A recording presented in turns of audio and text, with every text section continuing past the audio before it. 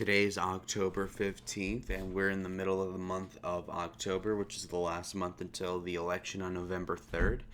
And we are really looking at an election where it is pretty close, and we have to look at how we can dignify our response as Republicans in seeing that Donald Trump will win. Well, let me tell you something first, very quickly.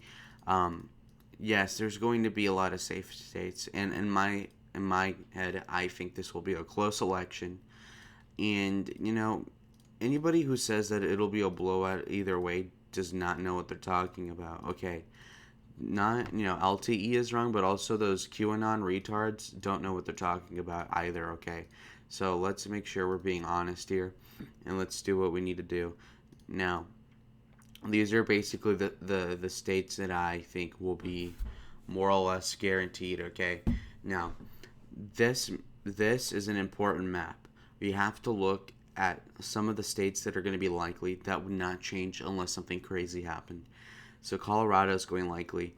I have Regal Politics keeps saying, "Oh, Colorado's safe blue." I'm like, nah, I don't know, because it went less than 5% for Clinton, and how would it trend 5 points in the other direction is my question. So it's likely. I think Trump loses it by 6 or 7. New Mexico. New Mexico is important. Psych. New Mexico is probably going to be likely as well, if not safe. So I'll put it likely. Texas is going to be a likely R state. I think it'll be 6 points Trump. Georgia was 6 points for Trump in 2016. I see it as 4.5 for him now. So let's do. I guess that would be a lean, right? Let's move on to Iowa. Iowa went like 9 points for Trump in 2020, but I think it'll be. In 2016, I think it'll lose a little bit of support, unfortunately, because of the white vote in terms of college educated. But anyway, we're going to leave it at likely Trump. In terms of Virginia, a lot of people are saying because of Nova and Fairfax County in the north, this bulge right here, this head part of Georgia, that it'll be safe, even though it went less than 5% for Clinton, which makes you think that it'll go like 7 points for Biden, which makes it likely not safe. In terms of Nevada, for whatever reason, we have Real American Politics saying that because of the voter turnout in the mailing system, that somehow the Republicans are outperforming the Democrats relatively, and that it is a small possibility that we win Nevada, but I don't see it. So let's put it as lean to tilt Biden. Okay, now let's look at Ohio. Let's look at the Trafalgar poll, because Trafalgar is based, and we're gonna look right now. And Ohio, as of right now, apparently, hold on, let me look for it. Yeah, it's right here. It has Donald Trump at 47, Biden at 44, and that's with like 4% undecided. So I think Trump's gonna win about by 5. So that's okay with me. That's okay with me. So 5 points. Ohio's going to go for Trump. That's a likely. Anyway, let's move on to the state of Nebraska. Nebraska's going to go red. The 2nd district doesn't matter too much. So in this respect, I'm going to put the 2nd district as a tilt R. Let me be generous to the left. In terms of another state, what's another state that's important? Florida. We're starting to see the 260 firewall come to life. Florida has been polling apparently. Hold on, let me look for it. It's right here. Donald Trump 48.4 versus Biden 46.1. So 2.3 for Trump. Okay, so I'm going to put this as tilt because Florida is always close. I'm not going to give Trump that much of a lead because of the COVID, the China virus. North Carolina is the other state that I'm very confident about. You look at polls from Trafalgar. Trafalgar has it at Trump 47.8 versus Biden 46.1. So he's winning by 1.7. But seeing all the other trends going in the positive direction in terms of him doing a little bit better with the blacks, him doing a little bit the black turnout not being as high as maybe 2012 or 16, where Romney still won, and him turning out people in Appalachia. I think that he will win by, honestly, it could be by 4. I'm going to just say 3, but anyway, that's a lean R. In terms of Arizona is another critical state in this election, debatably the most important state in this election. It'll have maybe the closest Senate seat race in this election. It could be the closest state in this election. It could be the tipping point state. And no, I'm not biased because I'm from Arizona and want to compensate. No, of course not. Arizona is the best state. Don't worry about it. Anyway, let's keep moving to Arizona. Now, this is an important state. And while we may not win the Senate seat, we are going to win the general election. As you can see here, Trump is getting 47.8%, whereas Biden's getting 43.8%, with a lot of undecided, which would still almost definitely lead to Trump winning if the poll's true. And we always must take the Trafalgar pill. Even Red Eagle said, you have to take the Trafalgar pill. Yeah, it could save your life. So again, if he's leading by 4% in Arizona, it's going probably lean Trump. And a lot of people, Red Eagle included, saying tilt. Why? If he's doing 7% better with Hispanics, that will offset immigration by a couple of percent and would lead to another percent increase in the general election vote, I think. And in terms, off the top of my head, and then in terms of him maxing out the rural vote, Red Eagle likes to talk about Yavapai, etc., all this rim area around here.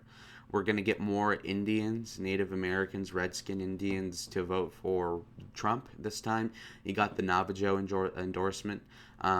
Gary took a lot of the vote last time. Remember, Gary got like 4% in Arizona. Over half of them would have voted for Trump, as far as I can tell, meaning that if Sleepy Joe Jorgensen, I don't know, she's at 2%. So if the Libertarian vote share is going to be half, that means that we can add a point to Trump. So if we add a point for the Hispanics, another point for the turnout increase, and another point for the Joe Jorgensen Libertarians that are going to vote, the Gary Johnson Trump voters, that's 3%. And then if we add in so that means Trump would be winning the state by 6, right? But I don't think he'll win the states by 6. Okay, I don't see it. But what I do see, my guy, is that what I do see is that Trump is going to lose some college-educated whites. He'll lose ground in Maricopa. Will he lose it? Not necessarily, but he will lose some ground. And by that, I mean that he is looking a little vulnerable in Maricopa because of the suburbs. And I'll tell you what, the suburbs aren't going to turn out for Joe. They might lower turnout for Trump, but that's not a big deal. So I think it'll trend maybe a point or 2 because of the white college educated in the suburbs, but the increased vote share with the small amount of the blacks, the Latino vote increase, the lower illegal immigration anyway, the turnout among the Indians and the turnout among the rural leads it to be a lean Trump state. So I think he'll win by 3 again, 2, 3. Yeah. And everybody's going to be surprised. Oh, Lalo, how do you predict it lean? Oh, my God. Suck it. Ah. All right. We move on. So, as you can see, we have the 260 firewall all ready to go, pretty much. Everybody's saying, oh, my God, no way he can get this. Yeah, this is very likely. As of right now, October 15th, I would give Trump a 80% chance of getting the firewall to begin with, okay? Which means he can win with just one other state. Remember, if it's 269, he wins anyway because of the state delegation. So he only needs one more state out of the big 4, including Pennsylvania, Michigan, Wisconsin, and Minnesota, to win. Not including if he somehow wins Nevada, if he somehow wins New Hampshire, Maine, whatever. So let's give Trump one of these. Hold on. Let me get this correct. Lean, and then let's say at-large goes tilt blue, whatever. Yeah, this is the 260 if you include the one main electoral seat in the congressional district at the at-large one. Okay, let's look at the Trafalgar polls. In terms of Pennsylvania is very important. Joe Biden's leading Donald Trump by 47 0.4, and then Donald Trump at 45.1. Now, I don't believe this poll, and look, I do trust Trafalgar, but this one is wrong. Now, not only will the undecideds break for Trump, probably, but Jo Jorgensen will not get 3. She'll get like 1 or 2, okay? Which means that's another percent for Trump. That's 47 against 46. And again, if you look at other factors, such as the fact that they oversample women in this poll by 1%, and overall are probably being pessimistic. I think also in terms of voter registration, we're beating them in this respect in terms of relative voter registration compared to 2016. The rallies are looking promising, and again, my gut feeling has it that Trump's going to win this tilt. And Real American Politics made a good statement on Twitter that Trump's going to win by a couple 100,000 votes. Am I that optimistic? No, but at the same time, you look at the metrics and we're winning.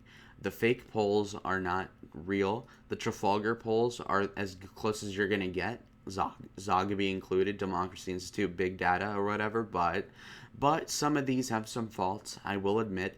But in general, we are correct here. Okay, now let's move on to another state. Wisconsin, in September, had him at 47.7, Joe Biden versus Trump 45. Since then, the polls have narrowed a little bit. It has Biden winning by a little bit. But as Red Eagle has explained, Trump is winning the WOW counties. He's going to do better in general in this area. He's going to have a Scott Walker-Trump coalition, which will let him not bleed too much in the suburbs while turning out the rural people, which will lead to a Trump victory tilt. Okay? Now, in terms of Minnesota, some people like to doom and gloom about Minnesota, and I don't honestly know why they keep doing this crap, pulling these stunts, saying, "Oh, Trump can't win. The numbers are not there. The numbers are not there." Look. Yes, they are. Yes, they are. Look. If you max out the Iron Range, that's another 20,000-30,000 votes. I think Trump lost by 50,000. You take the fact that McMullen isn't going to be in the race, that's another 1.5% for Trump. And then Gary Johnson, the Libertarian vote, is going to be lower. That's another percent. And that leads Trump to a 1% lead. Let's say he does a little better with the rural vote and the suburbs do not trend so far blue because of the riots, and we do see a tilt Minnesota. When we look at the great state of Michigan, we are going to look at the polling for Trafalgar, and again, Trump is winning. Trump is winning as of August, 46.6 to 45.2. He's winning by over 1% there. And we look at an updated Michigan poll in September. Trump is winning by 0.7%. And Jorgensen gets 2.1% of the vote, which is a little high. So I think Trump is going to win by 1%. So he's going to tilt it. Some counties, that I can't recall naming right now, Macomb County, etc., might trend for Biden, but the slightly improved black vote will try to offset this. The lower black turnout will offset it. And him, again, turning out the white, non-educated white vote will save him. In terms of New Hampshire went by less than 3,000 votes last time I checked. So if it was only down to a couple thousand votes, I think Trump could have flipped it if he did one more rally there, right? So if he were to maybe intensify a little bit in New Hampshire, he could win it. Not only that, but since Governor Sununu has done a good job and he's a Trump guy, they'll help each other out here in New Hampshire. And yet again, you look at another state such as Arizona, or another state that might benefit from college closures. I think that since the colleges are going to close in New Hampshire and going to be closed, hopefully, they won't do as much ballot harvesting and they won't turn out as easily, meaning that thousands of college kids are not going to vote, meaning that Trump does narrowly tilt this out. So here you go. This is my map. Trump 320, Biden 218. And this is my prediction for 2020 and as of October 15th. So we are 18 days out, apparently, 19 days out, less than 20 days, less than 3 weeks out. This is going to be a close one. This is going to be a squeaker, I think. But I think Trump is going to pull out a victory. And as of right now, he has a good potential of winning a bigger electoral vote share than what he could do before, and probably getting another percent of the popular vote that he didn't get before. And honestly, I give the percents odd of this happening, this map happening, a 30%, but a Trump win of, I'd say, 60%. And that's my gut feeling. If you guys ever get depressed from the polls, just know 2016. Just say 2016. 2016. Who was right in 2016? Trafalgar. Yeah, exactly. Thank you. Subscribe. Bye.